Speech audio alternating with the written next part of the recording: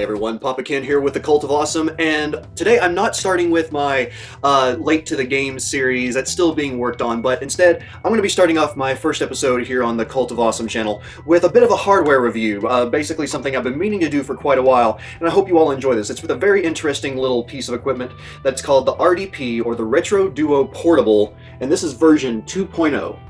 Now, I'll put the current available price up here on the screen for you to know. When I bought it, I want to say it was $150. I think that was about the right price. And like I said, this is version 2.0. They made several upgrades since the original version. I don't know the exact upgrades, but I do know that they worked on a lot of the compatibility issues. So, yeah, I got the right one, you could say. There's also a red version if you're more of a fan of a red color than just the plain black, but I like the, it's more of a classic feel to me. I like the black color. But in this box, you get, number one, obviously, the RDP itself. And it's basically shaped like a large Super Nintendo controller, a very fat Super Nintendo controller. You have the L and R buttons here on the top. You have the directional pad, of course, your select and start buttons, a button here that lets you actually control the brightness all the way to where you can actually turn the screen off. I'll go over Y here in a little bit. And you also, of course, have your four buttons here, A, B, X, and Y, in color, as opposed to, well, for us Americans, we got the regular old like blue and gray buttons, but this is more colored like what people back in Japan, and I want to say people in Europe got on the Super Nintendo or Super Famicom. But let's see, what else we have? Oh, well, of course, the screen here. There's also a port there for the for headphones, as well as the AV out, which may sound strange, but I'll explain that here in a bit. You have your little slot here for the cartridges to go, and then there's one last thing. There is also, they're not buttons by any means, but you have your speakers here up on the top. And first of all, a little critique, just so you know, the speakers kind of suck. They're not bad per se, they'll get the job done, but if you want any decent sound to come out of this, I highly recommend using a pair of headphones. Even cheap headphones will greatly enhance your experience sound-wise with this thing. Now again, the speakers work just fine, but I would not recommend using the slider to put the volume very high, again, unless you have headphones in. Now also in the box, you of course get the instruction manual. Has quite a bit of information on there. Well, quite a bit of information, but all of it in different languages. In actuality, you basically get 5 or 6 pages worth of your own language in here. It also comes with a stand, a little clear stand, that for me basically has two purposes. One, I will attach the stand to the back here and have it sit up when I'm charging the portable console, just because I feel like that makes it a better place for the charger to be placed, which is here on the side. Oh, and the power switch is there too, I forgot to go over that. And also, when you have this plugged into a TV, which will actually bring me to the next part that comes in the box, which is the AV out. Now, we have the classic yellow, red, and white ports here. And as I said before, you actually, the AV out for this thing is in the top, the microphone port. Or not the microphone, the headphone port. And yeah, that it may seem strange, it may seem very awkward. You might think, oh, the quality that comes out of that must be horrid. In actuality, the quality that comes from this little thing into the TV is quite good. Not to the quality of perhaps the original Super Nintendo. I would say that the colors are maybe a bit more muted, or at times even darker when coming from the RDP, but overall, especially if you don't have a regular Super Nintendo, the output of this thing is just amazing. And, well, like I was saying before, you can actually, with this button, not only change the brightness level, but actually turn the screen off. And, you know, if you're playing your games into the TV through this, you would probably want to turn the screen off anyway, because that would possibly be kind of distracting and potentially drain the battery more if you don't have it plugged in. So which actually brings me to the next part, of course, the AV plug, or not AV plug, the AC adapter. And it's just your typical AC adapter, plugs right into the wall. It's only a 2-prong, so you'll want to make sure you have that in a surge protector, and it fits in right to the side here. Fits in, and it charges, and you're good to go. Now, I will say, on one charge, this thing basically gets around, I want to say 8 hours of playtime per charge. I haven't clocked it while playing through, but I've gone entire trips without even without charging this thing once. And I believe I went on a week-long trip with this, and while not playing it constantly, throughout those 7 days of playing it here or there, it wasn't until the very last night that I actually had to charge this because the battery just up and died. And if the battery is getting low, there's a little light indicator here, which when you're playing normally will turn green, but when it starts to get low, it'll turn red and start flashing. So, you know, just a little indicator for, you know, just to let you know you might need to charge or plug it in. Two other things that come in the box. One is basically a little adapter that allows you to use Super Nintendo controllers. And that actually is placed here. There's a little duo controller spot, just a little tiny port, and you plug that in. There we go, a little bit of a tight fit. And you can use this as the player 1 controller if you wish, so you have sort of like a experience like the Wii U in a way, and that the first player can play with this, and then player 2 can play with a normal controller. But like most normal people, I'd say you probably just want to plug in 2 Super Nintendo controllers to the ports here and play it like you would a regular Super Nintendo.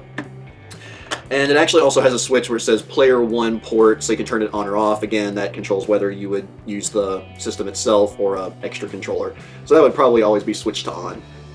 And just so you know, I don't have this accessory, but you can also get RDP specialized controllers. Again, I don't have those yet. I prefer to use the Super Nintendo controllers. I have heard a little bit about them, and they apparently, I mean, they get the job done, but they apparently feel rather cheap, which is definitely a downside. But I'll put a link to them down below just so you can see what the price is. If you feel like getting the system, you might want to get those, especially if they're a little bit cheaper than regular Super Nintendo controllers. It's hard to say at this point, but they're just not for me. One last thing that does come with this system is an adapter that, in addition to letting you play Super Nintendo games, will actually let you play regular NES games. I'll display how that works here in just a little bit, but it's let's just say it's like it makes things a little bit awkward. It makes things stick out a little bit more.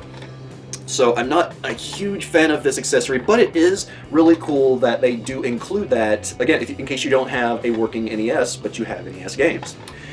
There's an additional accessory that you can get for this that I don't have. It's called, well, it's basically called the Retro Gen, and it lets you play Genesis games on the RDP. Now it's like this in that it's an adapter that plugs into the top slot, but from what I can tell from the picture, if we get that a little bit close there, from what I can tell from the picture, it's not as big or bulky, so you don't have as much awkwardness like I'm going to display here in a little bit. Now again, I don't have that because I don't have any Genesis games, so there wouldn't really be any point of me having that to try and demo it to you anyway. But yeah, you get a fair assortment of things that come in the package. Let's get started with a few of the definite pros that I have with this system. Now, first of all, it fits rather well. Now, I do have larger hands, so it works rather well for me. People that have smaller hands might find it a bit difficult because, like, the spacing might seem kind of strange. I know my nephew played with it some when I went in to visit them in Kentucky before, and he enjoyed playing with it, but it was a little bit awkward, and he said it hurt his hand a little bit. But overall, it's fairly nicely shaped. The screen, now I'm not anyone that is a major critic, or what would you call like a videophile, that might be the word. But the screen looks great to me. There's perhaps it's not the greatest of quality, but it definitely gets the job done. And graphics-wise, I've never had any issues of any time playing this where anything just looked off. Now, as for compatibility, I have yet to have any actual issues. I've yet to have any of my games just flat out not play on the system.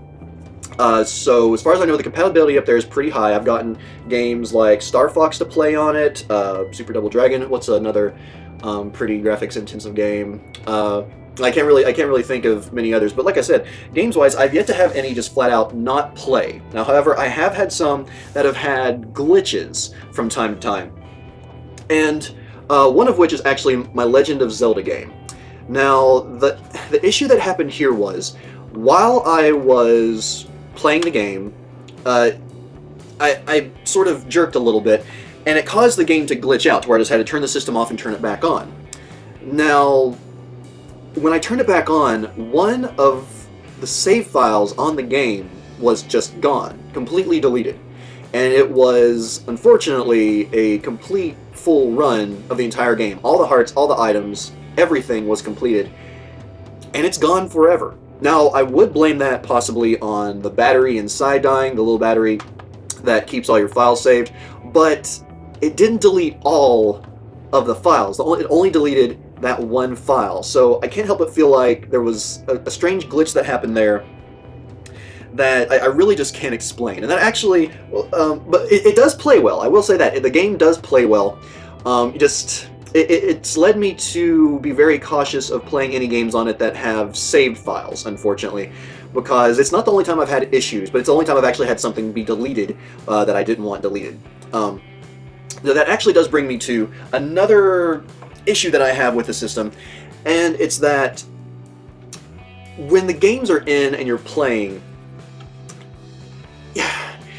no, of course you don't want to be too rough on a system like this anyway, because it's just, it's basically emulation.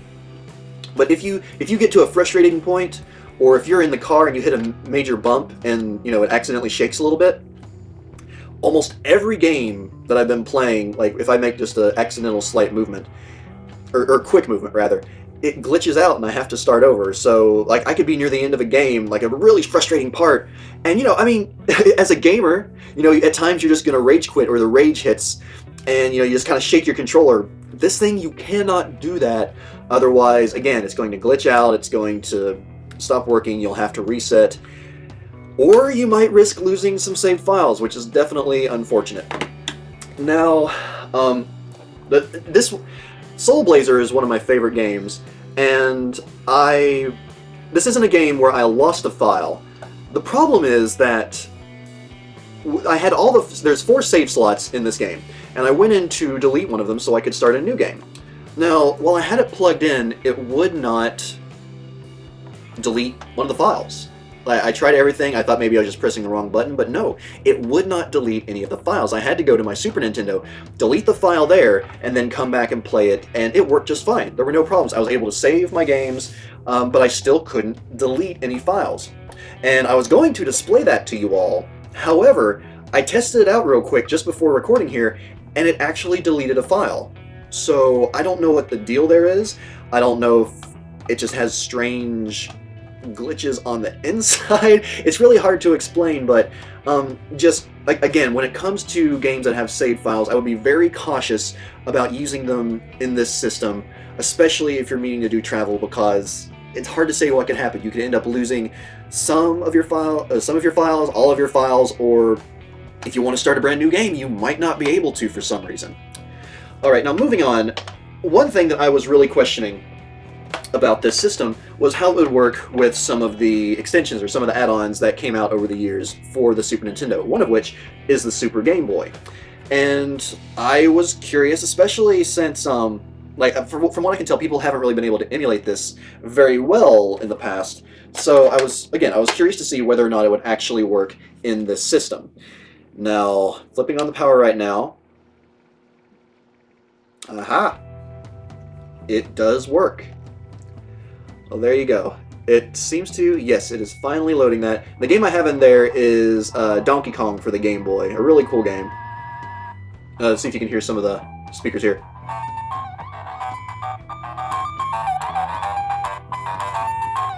Yeah, you hear some of that sound? That could be pretty ear-shattering. I hope it didn't hurt your all's ears too much. But, yeah, it's, like I said, if you want to get some good sound out of the system, you definitely want to have your headphones in. But as it is, I was really happy to see that the Super Game Boy worked, especially since, well, on one hand, it's kind of silly to be playing portable games in a system that is also a portable but originally meant to be in a just regular console. It might seem kind of strange, but this allows you to play some of the classic Game Boy games in nice color and much better screens than the old Game Boy, the old green and gray, or even as much as I love it, the Game Boy Color, which unfortunately only allows you to, unless you have like a special add-on, you have to be in direct sunlight to be able to play your games and see what's going on. But with the LCD screen here, it lets you see everything. So I just thought that was really, really cool. Now, one thing to keep in mind, most Game Boy Color games won't work in that, so even that won't work for this, unfortunately. Another add-on that I was interested to see whether or not it would work, and again, I did test this out before I shot this video, and I had some trouble with it, but it's the Game Boy, or I'm sorry, the game Genie. And I was able to get it to work, but I had some trouble actually getting it to come up, which is another issue I'll touch on in just a second. Let's see if we can get this thing fired up right now. First attempt's not working. Let's try. I know you're not actually supposed to do that, but oh well, I do it. Let's try a second time just to see if it works. Come on. Alright, well, that actually is a good lead-in to another issue with this system, which is... Now, actually, before I get into that, first of all, the game Genie does work. You just have to get it to come up properly. So, it's kind of iffy. But, again, one of the main issues I have with this system is that while I've been able to get all of my games to work on it, the system just seems to be a little bit specific as to when it will actually play the game. Now, some games, it'll fire right up. Like, to the best of my knowledge, I haven't had any issues with Legend of Zelda here, but first time on, and there we go. First time on, put it in, and it's playing just fine. Turn the sound down there. But yeah, everything works fine, and it works really well. However, other games, much like the game Genie there, while they can take a little bit of time to work with, they might take a few attempts to try and get to work right. And it's not a dust, I mean, it could be a dust issue, but I don't always blow into them. I will actually clean them before I play the games. Let's try Star Fox here, and yeah, nothing. Nothing coming on the screen right now. It's just plain black. And sometimes it's as easy as turning it off, turning it back on, get a little flicker screen, and there we go. See? Now it works. It's ridiculous. While not a major problem, it can lead you to have assumptions about some of the compatibility that isn't actually there. Again, I've been able to play all of my games, but sometimes it can take up to like 5 tries before I actually get a game to work. But then sometimes it can be as simple as turning it on once, works just fine, or turn power off, turn it back on, and then it works. It's very inconsistent, which is a bit maddening. Now, it seems like it does tend to work more consistently if you play with this more often, so if you get this and you play it quite often, I would hope you wouldn't have that many issues, but I tend to play games more often on my actual Super Nintendo and reserve this for when I travel and feel like playing some Super Nintendo games. So it's... that can definitely be an issue, especially if you're impatient, but if you have some patience, you can get the games to work. At least most of them. There's certain ones that aren't going to work at all, obviously, like any of the Super Scope games. I'm sure there's other compatibility issues, but you can find any of those online. They'll let you know what games just flat out don't work. The one game I have, or one adapter I haven't shown you yet.